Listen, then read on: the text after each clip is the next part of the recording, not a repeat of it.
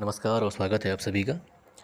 आज हम गुप्तकालीन अभिलेख और उनके प्रवर्तक के बारे में पढ़ेंगे, यानी कि इन अभिलेखों को किन के समय में जारी किया गया इसके बारे में, है ना। तो पहले हम अगर अभिलेख की बात करें, अभिलेख होता क्या है कि पत्थर या धातु के टुकड़ों पर उत्कीर्ण कुछ रचनाएं उत्कीर्ण की जाती हैं जिन्हें अभिलेख कहा जाता है।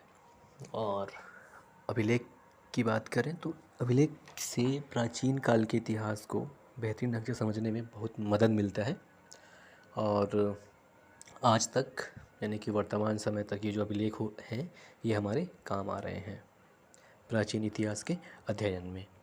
अब चूंकि अभिलेख की बात चल रही है तो अभिलेख की हम कुछ प्रकार की बात कर लें।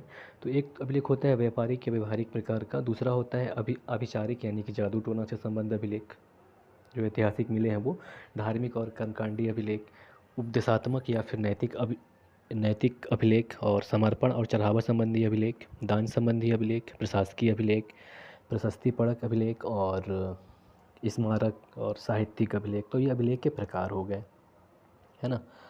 और अभिलेख को लिखने के कुछ सिद्धांत भी हुआ करते थे, कम से कम भारत के संदर्भ में। जैसे कि अभिलेख जब तैयार किया जाता था तो समान रूप से कुछ सिद्धांत और नियम माना जाता था। जैसे अभिलेख का प्रारंभ किसी भी धार्मिक या मांगलिक चिन्ह या शब्द से किया जाता था। इसके अलावा इसके बाद किसी इष्ट देवता की स्तुति या आमंत्रण होता था। इसके बाद कोई आशीर्वादात्मक वाक्य आता था। इसके बाद दान या फिर कीर्ति विशेष की प्रशंसा होती थी। फिर दान या फिर जो कीर्ति को भंग करता था उसकी निंदा की जाती थी और अंत में निष्कर्ष लिखा होता था। और सबसे अंत में लेखक और उत्कीर्ण करने वाले का नाम और मांगलिक चिन्ह डला होता था। तो ये अभिलेख का सिद्धांत हो गया। अब हम बात करते हैं गुप्तकालीन अभिलेख की। तो हम शुरुआत करते हैं समुद्रगुप्त के अभिलेख से, जिसके समय में प्रयाग प्रशस्ति, एरण अभिलेख यानी कि एरण प्रशस्ति, गया ताम्र शासन लेख और नालंदा शासन लेख इसके समय अभिलेख प्राप्त हुए हैं। प्रयाग प्रशस्ति की बात करें तो इसे इलाहाबाद स्तंभ लेख भी कहा जाता है और यह एक ऐसा लेख है, इलाहाबाद स्तंभ लेख या प्रयाग प्रशस्ति, जिस पे 3 राजाओं ने अपने लेख उत्कीर्ण करवाए हैं। जिसमें सबसे पहले अशोक ने, उसके बाद समुद्रगुप्त ने, उसके बाद 1605 ईस्वी में मुगल बादशाह जहांगीर ने। इसके अलावा प्रयाग प्रशस्ति की रचना समुद्रगुप्त के दरबारी कवि हरिशेन की रचना है प्रयाग प्रशस्ति। तो समुद्रगुप्त से संबंधित जो अभिलेख हैं वो है प्रयाग प्रशस्ति, एरण प्रशस्ति, गया ताम्र शासन लेख और नालंदा शासन लेख। आगे बढ़ते हैं चंद्रगुप्त द्वितीय की तरफ, जो कि समुद्रगुप्त का पुत्र था। और चंद्रगुप्त द्वितीय के शासनकाल में ही चीनी यात्री फाहियान भारत आता है।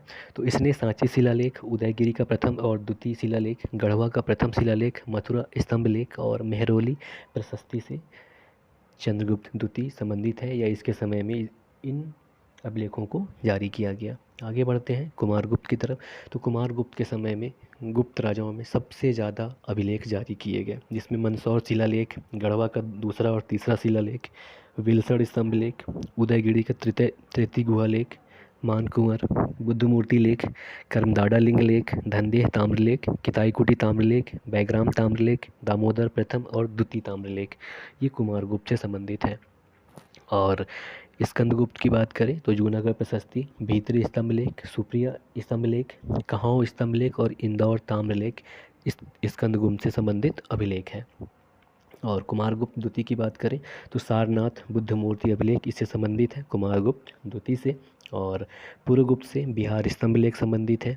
इसके अलावा भानुगुप्त से बात करें तो एरण स्तंभ लेख संबंधित है। यहाँ पे ध्यान दीजिएगा, ये जो एरण स्तंभ लेख है ये भानुगुप्त के जो सेनापति थे गोपराज उनसे संबंधित है और उनके मृत्यु पर उनकी पत्नी सती हो गई थी, उसका इसमें वर्णन दिया गया है एरण स्तंभ लेख में। और इसके बाद विष्णुगुप्त, ये पंचम दामोदर ताम्रलेख इनसे संबंधित है। विष्णुगुप्त के बाद बात करें तो आते हैं बुद्धगुप्त, जिनसे एरण स्तंभ लेख। और एरण स्तंभ लेख से तीन लोगों के बारे में बताया गया है, जिसमें एक सती प्रथा का उल्लेख है और बुद्धगुप्त संबंधित है इससे, और भानुगुप्त भी संबंधित है। और भानुगुप्त के अलावा भानुगुप्त के जो सेनापति थे वो संबंधित है ना। तो बुद्धगुप्त से हिरण स्तंभलेख, राजघाट स्तंभलेख, पहाड़ ताम्रलेख, नंदपुर ताम्रलेख, चतुर्थ दामोदर ताम्रलेख संबंधित है।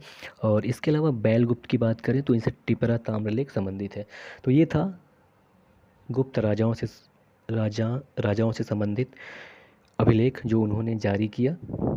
और अक्सर इससे मतलब बहुत सारे एग्ज़ाम में इनसे सवाल पूछ ही लेता है कि ये स्तंभलेख या फिर ये ताम्रलेख किससे संबंधित है। तो उस हिसाब से ये वीडियो है। नमस्कार।